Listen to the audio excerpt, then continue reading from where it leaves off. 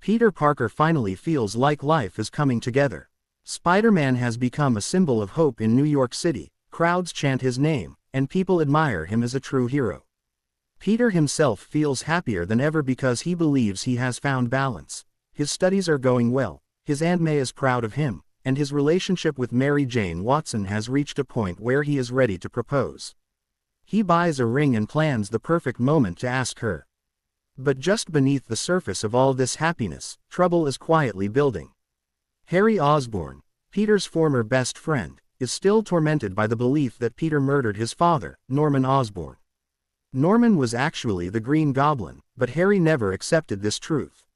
Fueled with anger, Harry uses his father's hidden lab and upgrades the Goblin technology. One night, as Peter is riding his scooter home, Harry attacks him in a high-speed, aerial fight. The battle is dangerous, smashing them through buildings and alleyways. Peter manages to barely defeat Harry, and when Harry is thrown to the ground, he loses consciousness. At the hospital, Harry wakes up with memory loss. He forgets his hatred for Peter, forgetting everything after his father's death.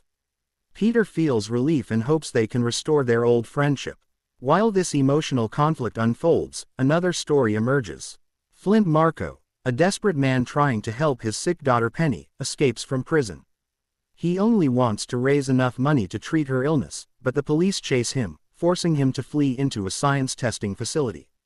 He accidentally falls into an experimental particle accelerator.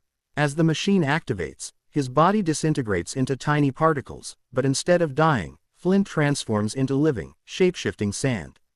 He rises from the pit reborn as Sandman, discovering he can shift into dust, form massive structures, and reshape his body at will. With his new powers, Marko begins committing robberies, not out of greed but out of desperation to save his daughter. Meanwhile, Peter becomes so absorbed in his superhero fame that he starts losing touch with Mary Jane's feelings.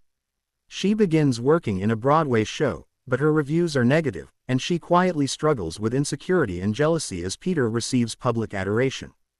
Instead of comforting her, Peter accidentally makes her feel worse by bragging about Spider-Man's success. Their relationship begins to crack, though Peter is too caught up in his own pride to notice. As these emotional tensions rise, something sinister enters Peter's life.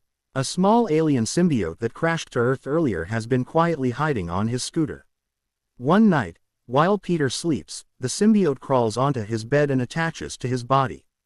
It fuses with him, creating a black suit that increases Peter's powers beyond anything he's ever felt.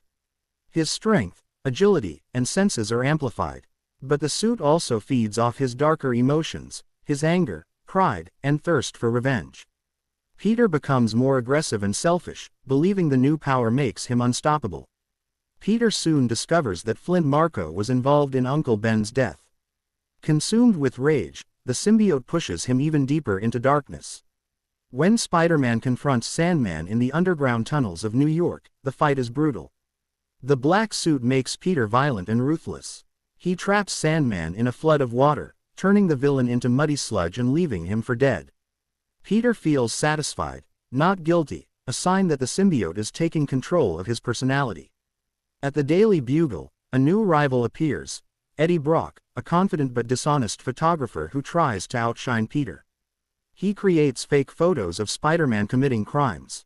Peter exposes the fraud, humiliating Eddie, who loses his job, reputation, and girlfriend. The black suit feeds Peter's ego, making him arrogant and even enjoying Eddie's downfall. Peter's behavior spirals. He becomes loud, cocky, and unkind even in his daily life.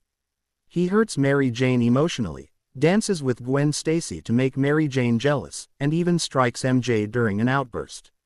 Harry regains his memory and confronts Peter again, leading to an intense fight in the Osborn mansion.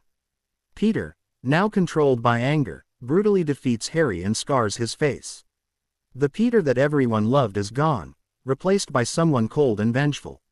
Realizing what he has become, Peter finally tries to remove the black suit. But the symbiote is alive and refuses to let go. In the church bell tower, the loud ringing of the bell weakens the symbiote. Peter forces it off, screaming in pain as the creature peels away from his body. Unknown to him, Eddie Brock is downstairs praying for revenge on Peter. The fallen symbiote drops onto Eddie, bonding with him instantly.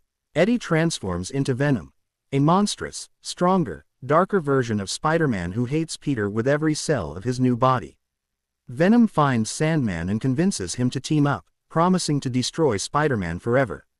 They kidnap Mary Jane and suspend her high above the city, forcing Spider-Man to come to them. Peter realizes that he cannot win alone and turns to Harry for help. At first, Harry refuses, but after learning the truth about his father's death from the family butler, he sets aside his anger and joins the fight as the new Goblin. The final battle is massive. Venom attacks brutally with speed and strength equal to Spider-Man's, while Sandman grows into a gigantic sand monster, nearly impossible to stop. Harry and Peter fight together, just like old times, protecting each other in the chaos. But Venom is too deadly. At one point, he impales Peter, but Harry leaps in, taking the fatal hit. Harry collapses, sacrificing himself for his best friend. Peter discovers that loud sound weakens the symbiote, and he uses metal pipes to create a sonic cage. The symbiote separates from Eddie, screeching in pain. Peter prepares to kill the creature, but Eddie, completely consumed by it, dives back into the symbiote and is destroyed in the explosion. With the villains defeated, Sandman explains the truth about Uncle Ben's death. It was an accident. He apologizes, expressing deep regret. Peter, emotionally broken and humbled, forgives him. Sandman turns into a cloud of sand and drifts away into the skyline. The movie ends on a quiet, emotional note. Peter visits Harry, who dies in Mary Jane's arms, finally at peace. Later, Peter and Mary Jane meet again. Both are heartbroken, carrying grief, guilt, and pain, but they reach out for each other and begin to slowly reconnect. There is no perfect ending, just forgiveness, healing, and the hope of rebuilding a relationship after all the chaos.